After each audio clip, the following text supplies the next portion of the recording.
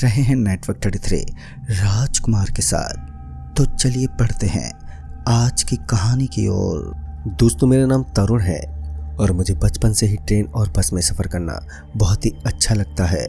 पर उस दिन मेरे साथ जो हुआ उसके बाद से मुझे बस में बैठने से भी डर सा लगता है।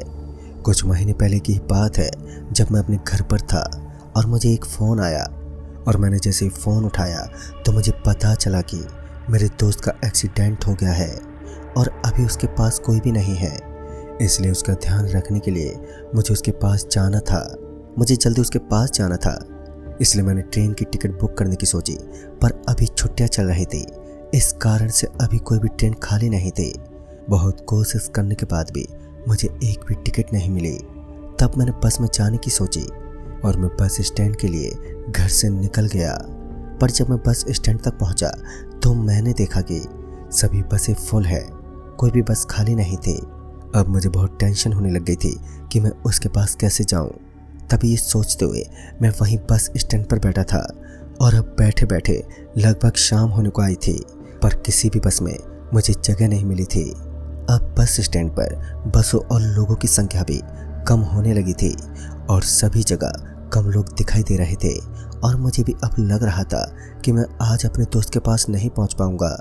ये सब सोचते हुए मैं अपनी जगह से खड़ा हुआ और घर जाने के लिए निकलने लगा। तभी मुझे पीछे से किसी ने आवाज़ लगाई और जब मैं पीछे मुड़ा तो मैंने देखा कि एक बस का कंडक्टर मेरे पीछे खड़ा है। वो मुझसे कहने लगा कि आपको कहीं पर जाना है तो मेरी बस में जगह है।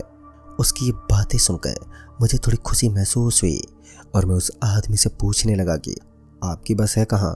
तो वो आदमी कहने लगा कि मेरे साथ चलिए, मैं बताता हूँ। और फिर मैं बिना कुछ सोचे समझे उस आदमी के साथ जाने लगा। थोड़ी देर के बाद वो आदमी एक बस के सामने जाकर खड़ा हो गया और वो कहने लगा कि आप इसके अंदर बैठ जाइए, मैं आपको जहाँ जाना होगा वहाँ छोड़ दूँगा। उस बस के आसपास बिल्कुल भी भीड़ नहीं थी, चारों ओर शांति थी। और जब मैं बस में बैठा तो वहाँ मुझे कुछ ही लोग दिखाई दिए। तो मैंने उस बस के कंडक्टर से कहा कि बाकी सब बसों में तो खड़े रहने की भी जगह नहीं थी और आपकी तो बस पूरी खाली है। मेरी ये बातें सुनकर उस बस का कंडक्टर और बस में बैठे सभी लोग मुझे घूरने लग गए। उनकी नज़र मुझे कुछ अजीब सी लगी और इससे पहले मैं उनसे कुछ कहूँ कि तभी वो कंडक्टर बोला, आज हमारी बस ख़राब हो गई थी और अभी थोड़ी देर पहले ठीक हुई है, इसलिए खाली है। मुझे उसकी बातों पर पहले तो विश्वास ही नहीं हुआ था, पर मुझे जल्दी जाना था और अभी कोई और बस भी नहीं मिलती। इस कारण से मैं उस बस में एक सीट पर बैठ गया। थोड़ी देर के बाद वह बस स्टार्ट हो गई। मुझे मेरे दोस्त के पास पहुंचने में कम से कम 5 से 6 घंटे लगने वाले थे। इस कारण से मैं अपनी सीट पर बैठे बैठे वहीं पर सो गया और थोड़ी देर के बाद एक अजीब सी आवाज़ आई और उस आवाज़ की वजह से मेरी नींद टूट गई। और जब मैंने अपनी आंखें खोली तो मैंने देखा कि उस बस के अंदर जो लोग बैठे हुए थे वो अब वहाँ पर नहीं थे और वह पूरी बस खाली थी। और जब मुझे वो आवाज़ और ज़ोर ज़ोर से आने लगी तो मैंने बस की खिड़की से बाहर देखा और बाहर जो मैंने देखा वो देखकर तो मेरे होश ही उड़ गए थे। वो बस किसी सड़क पर नहीं बल्कि ट्रेन की पटरी पर चल रही थी, पर वह इस पर कैसे चल सकती है और वो ड्राइवर बस को पटरी पर क्यों चला रहा था, ये सवाल मेरे मन में घूमने लग गए थे। और इस कारण से मैं बस ड्राइवर के पास गया और मैंने वहाँ जाकर देखा कि वहाँ तो कोई भी नहीं था, वो बस सिर्फ अपने आप ही चल रही थी। ये सब देखकर तो मैं हक्का बक्का ही रह गया था। अब मुझे कुछ भी समझ नहीं आ रहा था कि मैं करूँ तो करूँ क्या। मैं बस से बाहर कूदने के लिए बस के दरवाजे की तरफ जाने लगा और जब मैं बस के दरवाजे की तरफ जाने लगा तो मैंने देखा कि थोड़ी देर पहले जो लोग गायब थे अब वो सभी अपनी अपनी सीट पर बैठे हुए थे। मेरा दिमाग घूमने लगा था, मुझे पता नहीं चल रहा था कि मेरे साथ हो क्या रहा है और मैं इन सब से बाहर कैसे जाऊं। इसका भी मेरे पास कोई रास्ता नहीं था। मैं बस के दरवाजे के पास गया और बाहर की तरफ देखने लगा, पर वो बस इतनी तेज गति से पटरी पर चल रही थी कि उससे बाहर कूदना मतलब अपनी मौत को बुलाने जैसा था। अब मैं वापस अपनी सीट की तरफ बढ़ने लगा। तभी मैंने देखा कि उस बस के अंदर जो लोग बैठे हुए हैं वो सब बिल्कुल नॉर्मल है, उन्हें कोई टेंशन ही नहीं है कि बस पटरी पर चल रही है। अब मैं अपनी सीट पर आकर बैठ गया और अब धीरे धीरे अंधेरा भी होने लग गया था और अब मैं डरता हुआ अपनी सीट पर बैठा था कि तभी ऊपर से मेरे हाथ पर कुछ गिरा। पहले तो मुझे ऐसा लगा कि पानी है, पर जब मैंने ऊपर की तरफ देखा तो मेरे तो होश ही उड़ गए थे। उस बस के कंडक्टर का कटा हुआ सिर ऊपर लटक रहा था, जिससे खून की बूंदें नीचे गिर रही थी। उसे देखकर तो मैं जल्दी से अपनी सीट से उठ गया और उसे देखते हुए धीरे धीरे अपने कदमों को उल्टा चला रहा था कि तभी मैं पीछे किसी से टकराया। और जब मैंने पीछे मुड़कर देखा तो मुझे अपनी आंखों पर विश्वास ही नहीं हुआ था। वो बस का कंडक्टर मेरे पीछे खड़ा हुआ था और बिल्कुल सही सलामत था। उसके बाद जब मैंने अपनी सीट के ऊपर देखा तो अब वहाँ किसी का भी सिर नहीं था। अब मुझे समझ में आने लगा था कि यह बस काली शक्तियों से घिरी हुई है और अब तो मैं इन सब के बीच फंस चुका था। अब मैं वहीं खड़ा था, तभी वो कंडक्टर कहने लगा कि आप अपनी सीट पर जाकर बैठ जाइए। तभी मैंने उससे कहा कि मुझे आप यहीं उतार दीजिए, आगे मैं खुद ही चला जाऊंगा।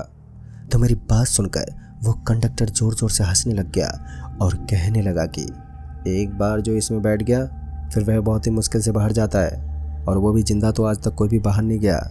उसके इतना कहते ही बस के अंदर बैठे सारे लोग बुरी तरह से हंसने लग गए थे। अब तो मुझे भी लगने लगा था कि मेरा यहाँ से बच के जाना बहुत ही मुश्किल है। अब मैं अपनी सीट पर जाकर बैठ गया और जैसे मैं अपनी सीट पर बैठा तो मैंने देखा कि बस के साथ साथ कुछ लोग उस पटरी पर दौड़ रहे हैं। और जब मैं उन्हें देखने के लिए खिड़की के पास गया तो अब वहाँ मुझे कोई दिखाई नहीं दिया। मैं खिड़की से बाहर देख ही रहा था कि तभी बाहर से किसी का हाथ आया और उस हाथ ने बहुत जोर से मेरा गला पकड़ लिया। और जब मैं उस हाथ को छुड़ा रहा था तो मैंने देखा कि एक औरत ने मेरा गला पकड़ रखा है और उस औरत का चेहरा बहुत ही खौफनाक था। मैं उस औरत से अपना गला छुड़ा ही रहा था कि तभी अचानक से उस औरत ने मेरा गला छोड़ दिया और वो वहाँ से गायब हो गई। मुझे तो कुछ भी समझ नहीं आया कि ये हो क्या रहा है और उस औरत ने मेरा गला क्यों छोड़ दिया। पर जैसे ही उस औरत ने मेरा गला छोड़ा तो मैं उस खिड़की से दूर हो गया और उस खिड़की को बंद भी कर दिया। फिर थोड़ी देर के बाद वापस से वो औरत खिड़की के पास आकर खिड़की को खटखटाने लगी। अब तो मुझे बहुत डर लगने लगा था। मेरे फ़ोन में भी बिल्कुल नेटवर्क नहीं आ रहे थे और मुझे पता भी नहीं था कि मैं किस जगह पर हूँ और मैं कहाँ पर जा रहा हूँ। मैं डरते हुए उस खिड़की से थोड़ी दूरी पर खड़ा था कि तभी मुझे ऐसा महसूस हुआ कि कोई मेरे पीछे खड़ा है। और जैसे मैं पीछे मुड़ा तो मैंने देखा कि वो बस का कंडक्टर ही मेरे पीछे खड़ा है। पर अब वह जिस रूप में मेरे सामने था उसे देखकर तो मेरा पूरा शरीर डर के मारे कांपने लगा था। उसके पूरे शरीर पर बहुत बड़े बाल थे और उसके दांत भी बाहर की तरफ निकले हुए थे और उसके मुंह से खून निकल रहा था और पूरा शरीर टेढ़ा हो रखा था। मैं उसे देख ही रहा था कि तभी उसने मेरा हाथ पकड़ लिया और मुझे खींचते हुए वो बस के ऊपर ले गया। और उस बस के ऊपर का नज़ारा रोंगटे खड़ा करने वाला था। वहाँ चारों तरफ घने अंधेरे में गहरा सन्नाटा छाया हुआ था और वो औरत जो थोड़ी देर पहले बस के बाहर थी अब वो बस के ऊपर बैठी हुई थी और वो भी दिखने में बहुत डरावनी लग रही थी। अब वो दोनों मेरे बिल्कुल पास खड़े थे और मुझे ऐसा लग रहा था कि उन दोनों के अलावा कोई और भी मेरे आसपास घूम रहा हो, पर मुझे वहाँ उन दोनों के अलावा कोई भी दिखाई नहीं दे रहा था।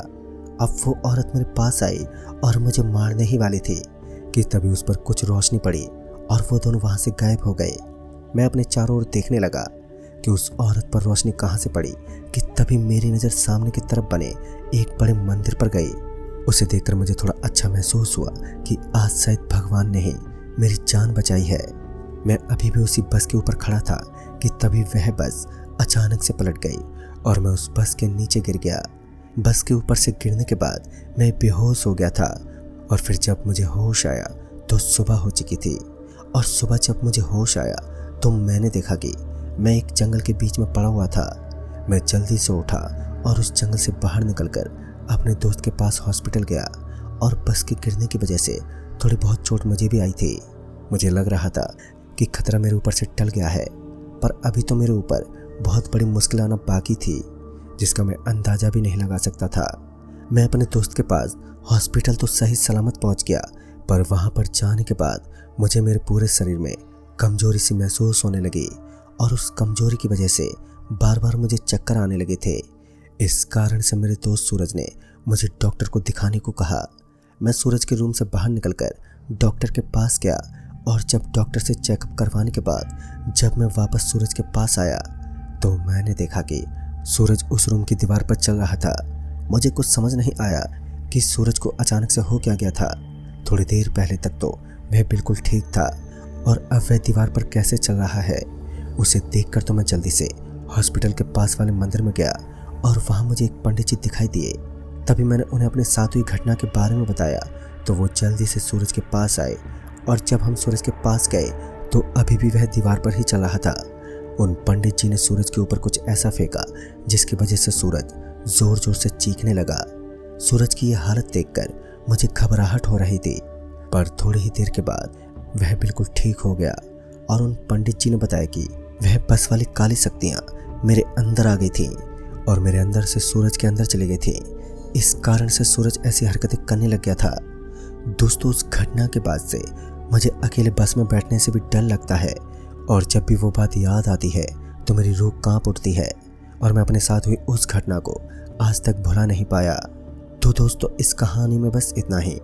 तब तक के लिए बाय एंड टेक केयर।